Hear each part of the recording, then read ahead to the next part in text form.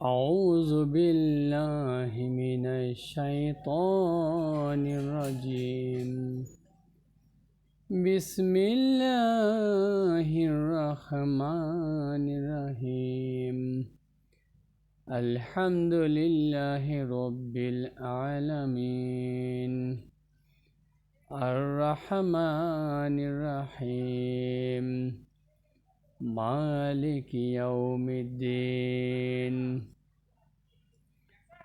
إياك نعبد وإياك نستعين اهدنا الصراط المستقيم صراط الذين أنعمت عليهم غير المغضوب عليهم ولا الضالين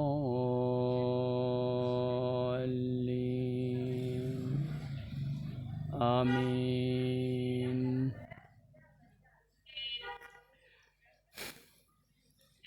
প্রিয় দর্শক, আমি সর্বপ্রথম সূরা ফাতিহা তেলাওয়াত করলাম এই জন্য যে এখন আপনাদের সামনে আমি সূরা ফাতিহা সম্পর্কিত একটি হাদিস উপস্থাপন করব। হাদিসটি ইমাম বুখারী ওনার সহিহ বুখারী গ্রন্থে 5007 নম্বরে উনি হাদিসটি কোট করেছেন। আবু সাঈদ খুদরি রাদিয়াল্লাহু আনহু হতে হাদিসটি বর্ণিত। উনি বলেন, আল্লাহ রাসূল সাল্লাল্লাহু আলাইহি ওয়াসাল্লামের সময়ে ওনারা একদল সাহাবী একদিন সফরে বের হলেন। সফররত অবস্থায় একটি সফরের মধ্য বিরতিতে ওনারা বিরতি নেন। বিরতির মধ্যে হঠাৎ ওনারা একটু দূরে দেখতে পেলেন একটি গ্রামে পাশে অনেকগুলো লোক জড়ো হয়ে আছে। সাহাবীরা এই দৃশ্য দেখে একটু আশ্চর্য হয়ে গেলেন, কি ব্যাপার, এত মানুষ একসাথে হয়ে আছে। একটু কৌতূহল মনে তৈরি হলো। তারপর কিছু সাহাবী কৌতূহলবশত সেখানে এগিয়ে গেলেন। গিয়ে দেখলেন যে ওখানের গ্রামের যে সর্দার, ওনাকে সাপে দংশন করেছে, উনি অজ্ঞান হয়ে মাটিতে পড়ে আছে। তো গ্রামের সবাই, যেহেতু গ্রামের নেতা সর্দার, সকলে যে যা জানে সকল প্রকারের চিকিৎসা, জার ফুক ইত্যাদি দিতে থাকলো, কিন্তু কোনো চিকিৎসায় কোনো কিছুতে কিছু হচ্ছে না। সবাই হতাশ, অনেকেই কান্নাকাটি করছে। এমত অবস্থায় এক সাহাবী বলল গ্রামবাসীদের উদ্দেশ্য করে, আপনারা যদি চান অনুমতি দেন, আমি ওনাকে একটা চিকিৎসা করে দেখতে পারি।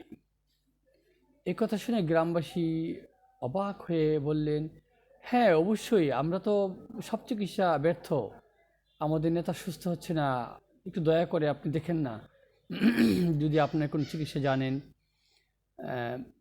পরে সাহাবী গ্রামবাসীদের উদ্দেশ্য করে বললেন, ঠিক আছে, আমি চিকিৎসা দিচ্ছি, আল্লাহ তাআলার দয়ায় যদি সুস্থ হয় আমাদেরকে কি উপহার দিবেন।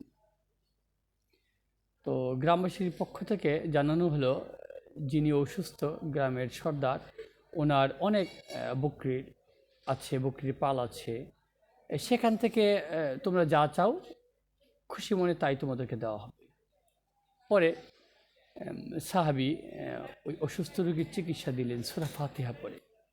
সূরা ফাতিহা পড়ে এভাবে কয়েকবার ফু দিলেন। আল্লাহ তাআলার দয়ায় কিছুক্ষণের মধ্যেই সে অসুস্থ ব্যক্তি সুস্থ হয়ে গেলেন। সুবহানাল্লাহ, সুবহানাল্লাহ। দর্শক, খেয়াল করুন, একটু চিন্তা করুন, সূরা ফাতিহা কি? এবার একটু ভেবে দেখুন সূরা ফাতিহা কি, কত বড় মারাত্মক চিকিৎসার একটা সূরা, কত মস্ত বড় কল্যাণকর রহমতের বরকতের একটা সূরা। এই সূরা দিয়ে প্রত্যেকটি এমন কোনো রোগ নয় যে রোগের চিকিৎসা করা যায় না। আল্লাহ রাসূল সাল্লাল্লাহু আলাইহি ওয়াসাল্লাম বলেছেন, সূরা ফাতিহাকে বলা হয় এটা হচ্ছে চিকিৎসার সূরা, সুস্থ হওয়ার সূরা, সূরা ফাতিহা। আল্লাহ রাসূল সাল্লাল্লাহু আলাইহি ওয়াসাল্লাম আরেকটি জায়গায় বলেছেন যে পবিত্র কুরআনুল কারীমের যতগুলো সূরা আছে সবগুলো থেকে সর্বশ্রেষ্ঠ সূরা হচ্ছে সূরা ফাতিহা। চিন্তা করছেন দর্শক, সূরা ফাতিহা কত বরকতময়, কল্যাণময়, কত পাওয়ারফুল একটি সূরা। আল্লাহ রাসূল সাল্লাল্লাহু আলাইহি ওয়াসাল্লাম যে বললেন সূরা ফাতিহা হচ্ছে সকল রোগে সুস্থ হওয়ার সূরা। একটু ভেবে দেখুন তো, আমরা তো প্রত্যেকেই কম বেশি অসুস্থ হই, অসুস্থ থাকি। আমরা কি কখনো কোরআন দিয়ে বা সূরা ফাতিহা দিয়ে কি চিকিৎসা নিয়েছি জীবনে? আমরা কি কোরআন দিয়ে চিকিৎসা নেই? চিন্তা করুন, আশ্চর্য না? একটু ভেবে দেখুন তো, আমরা অসুস্থ হলে অধিকাংশ মানুষই তো আমরা আগে কি করি? তাবিজ নেই, হ্যাঁ, সুতা বান্ধি, কালো ফিতা পরি, আরও কত কিছু করি। সব শিরকি কাজ। অথচ একবারও কিন্তু আমরা ভাবি না যে কোরআন দিয়ে তো চিকিৎসা নেওয়া যায়, কোরআন দিয়ে চিকিৎসা নেওয়া জরুরি, বলেও না।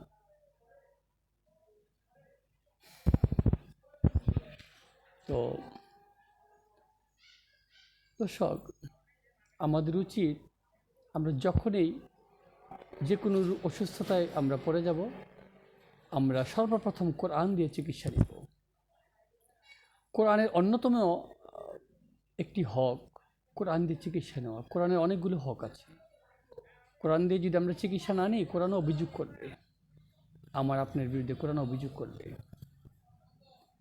তাই আসুন আমরা